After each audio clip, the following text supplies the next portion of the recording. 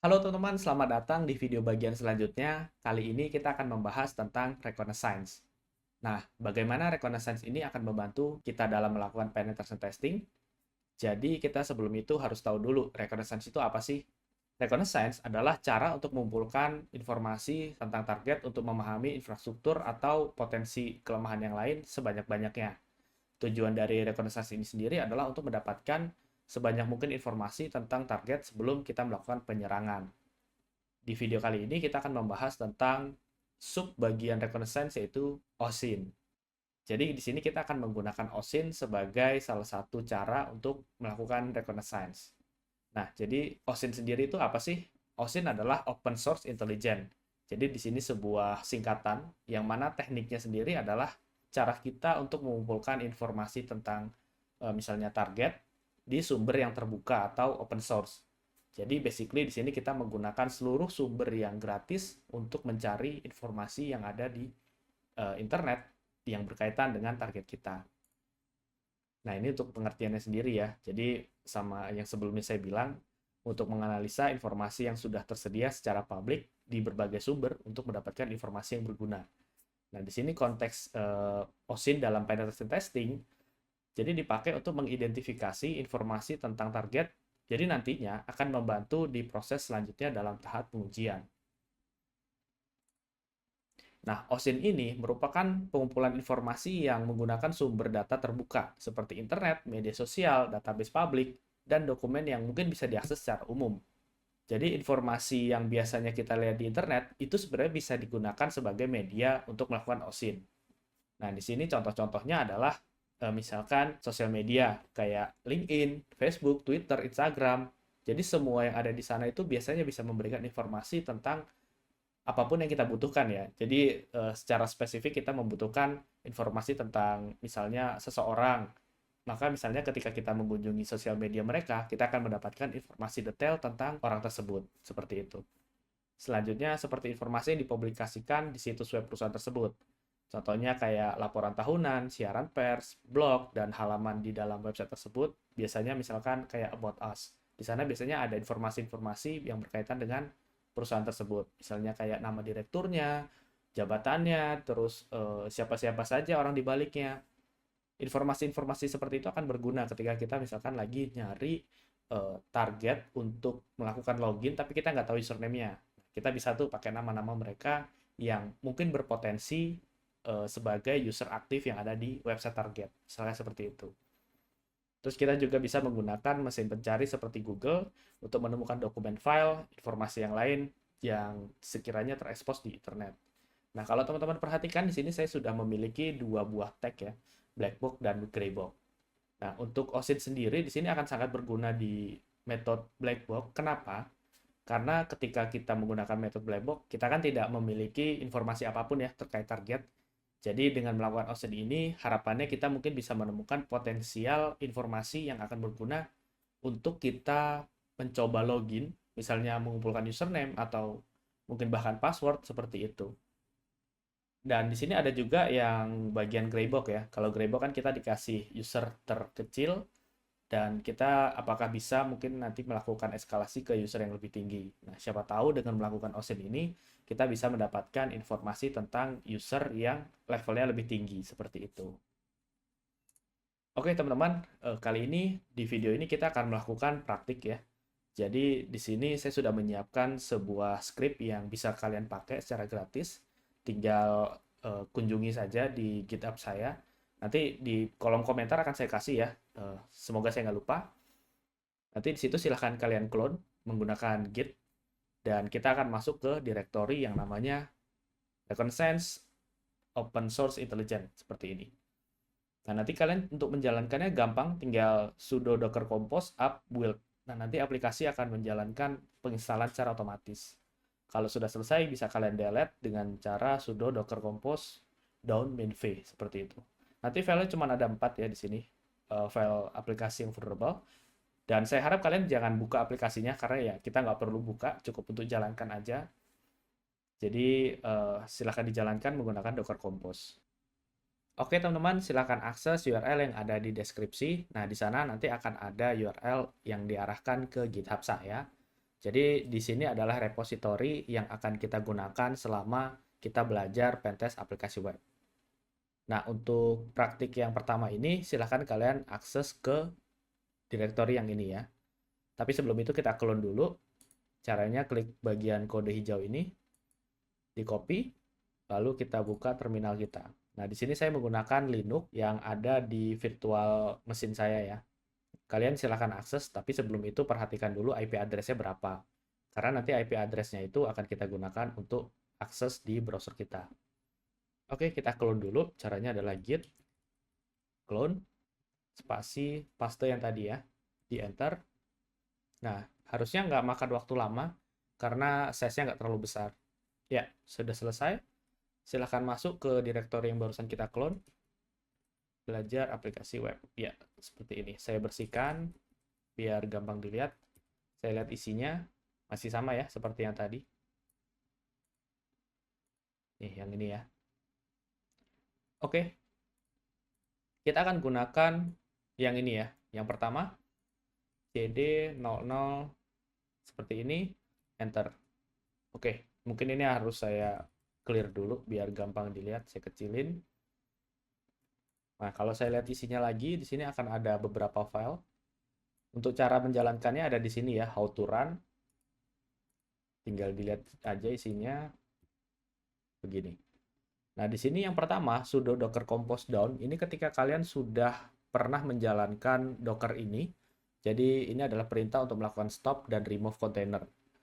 Kalau kalian yakin belum pernah menjalankan repository ini, ya sudah, tinggal di bagian yang ini. Build dan jalankan. Kita copy, terus kita paste. Nah, nanti akan melakukan build. Ya, cepat ya. Seharusnya sudah selesai. Nanti kalau muncul tulisan biru seperti ini, artinya sudah selesai. Kita tinggal akses. Jadi untuk portnya sendiri adalah 9900. Di sini silahkan kalian akses untuk IP address di server kalian masing-masing ya, atau di Linux kalian. Atau bahkan di localhost kalian sendiri. Kalau saya di sini 33, 33, 33, 33. Nah, ini berbeda-beda ya, teman-teman. Yang pasti kalau portnya harusnya sama, yaitu adalah 9900.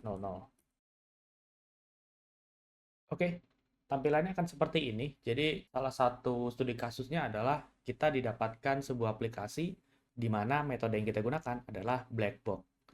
Nah, pada metode black box kita tidak diberikan akun apapun, sehingga di sini kita di-challenge untuk mencari sebuah akun yang mungkin bisa kita gunakan di aplikasi ini dengan cara melakukan OSINT ya. Oke, pertama kita harus lihat dulu di aplikasi ini ada informasi apa sih. Yang pertama, kita sudah tahu kalau ini adalah halaman login. Cuman kita nggak tahu username dan passwordnya ya. Nah, di sini ada forgot password tapi memang tidak bisa dipakai dan ada tombol login ya, di mana kita harus mengisi email dan passwordnya dulu. Nah, karena ini adalah website sebagai contoh doang, mungkin saya akan lebih ke menarasikan ekspektasinya ketika kita akan melakukan OSINT dengan tujuan untuk mendapatkan akun. Nah, jadi di sini ada informasi penting. Yang pertama adalah dibuat oleh siapa. Nah, kita mungkin bisa copy ya. Namanya di sini adalah Sambal Seruit Dev Team. Kita copy dan coba kita cari tahu di internet ya. Misalkan yang sederhana adalah Google. Kita akan coba cari tahu. Oke. Nah, singkat cerita, di sini tuh nggak ada informasi yang mengarahkan ke aplikasi. Mungkin kita akan lebih spesifik, misalnya dengan cara mengunjungi GitHub atau GitLab ya. Karena GitHub itu kan terkenal untuk sharing berbagai macam aplikasi atau tools yang kita buat. Oke, anyway, kita coba akses ke GitHub.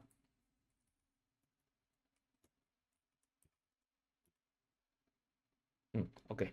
Harusnya saya tulis di address bar ya. Cuman ya, never mind lah. Kita coba cari dengan nama yang tadi di GitHub. Oke, di sini nggak ada hasilnya. Mungkin kita bisa coba untuk mencari dengan keyword yang sedikit lebih spesifik ya. Misalnya di sini kita hilangkan bagian dev team ya. Oke, kita sudah menemukan beberapa result di sini. Ada perbedaan. Jadi di sini ada satu user dan ada dua commit ya. Kita coba cek yang bagian user dulu. Sambal Seruit, kita coba akses. Oke, sepertinya menarik. makanannya? Bukan. Maksudnya adalah di bagian repositorinya. Di sini ada satu login page yang dia buat. Dan kita coba lihat isinya, ternyata di sini ada informasi sambal seruit dev team. Sama dengan yang sebelumnya, mungkin kemungkinan besar ini adalah aplikasi yang mirip seperti yang sudah kita, maksud saya, yang akan kita gunakan untuk mencari informasi tentang login. Nah, di sini kita bisa lihat teman-teman, di sini ada 4 commit, terus ada kontributornya adalah 2 orang ya. Si user namanya sambal seruit dengan si Ereh Iega. Kita coba lihat dulu bagian commit. Nah, di sini sudah terlihat commit yang dilakukan oleh si user sambal seruit dengan si Ereh Iega. Commit ini maksudnya adalah aktivitas melakukan perubahan kode. Nah, di sini ada historinya, jadi kita dengan bebas bisa melihat isi historinya. Kalau di public ya, repositorinya.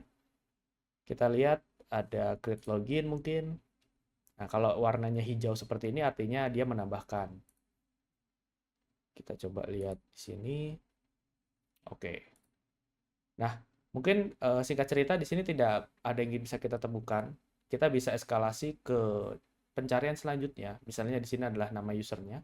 Kita coba lihat. Nah, ternyata si komputer kedua ini memiliki repositori yang sama ya. Cuma bedanya di sini adalah ada dev-nya. Kita coba lihat. Dan isinya tidak jauh berbeda sepertinya. Maka dari itu seperti yang tadi kita lakukan, kita lihat dulu commit-nya, apa yang dia lakukan. Pertama dia first commit, terus update, terus create readme.md. Kita coba lihat bagian update. Nah, di sini ceritanya ya, singkat cerita, kita menemukan sebuah kredensial. Nah, di sini ada aktivitas merah dan hijau. Merah ini artinya ini sudah di-delete, sedangkan di kodenya hanya ada yang di bagian hijau aja. Nah, jadi dia pernah menghapus kredensial ini dan diganti dengan XXXX. Nah, dari sini mungkin kita bisa mencoba kredensial ini. Kita coba copy, masukkan ke sini. Karena kita mencurigai jangan-jangan ini valid ya. Kita coba-coba dulu aja. Karena di sini developernya yang sama, si user ini ya. Kita coba lihat lagi. Dia adalah salah satu member di Sambal Seruit Dev Team. Ya, namanya juga percobaan ya. Tidak ada salahnya. Jadi karena ini masih sebagai contoh, ya saya hanya menceritakan cocokologi aja. Oke, singkat cerita kita dapat kredensialnya, terus kita coba login. Dan di sini ternyata berhasil login ya. Artinya di sini kita mendapatkan kredensial yang valid. Nah, mungkin si developer ini tuh lupa. Dia tidak ingat mungkin atau seperti apa, bahwa apapun yang dia commit di repository public semuanya akan terlihat historinya. Seperti ini ya. Nah, oleh karena itu teman-teman berhati-hati kalau akan melakukan commit kode yang ada di repository public. Jadi akan selalu ada historinya. Seperti itu.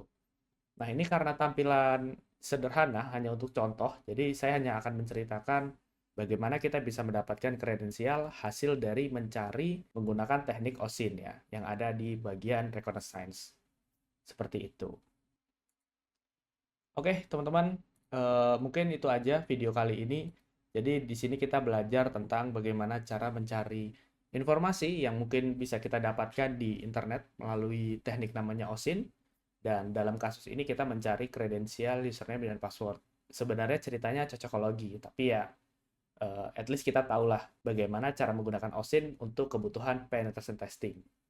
Oke, itu aja. Terima kasih udah nonton video ini. Kalau kalian punya pertanyaan atau pendapat, silahkan tulis di kolom komentar. Bye-bye!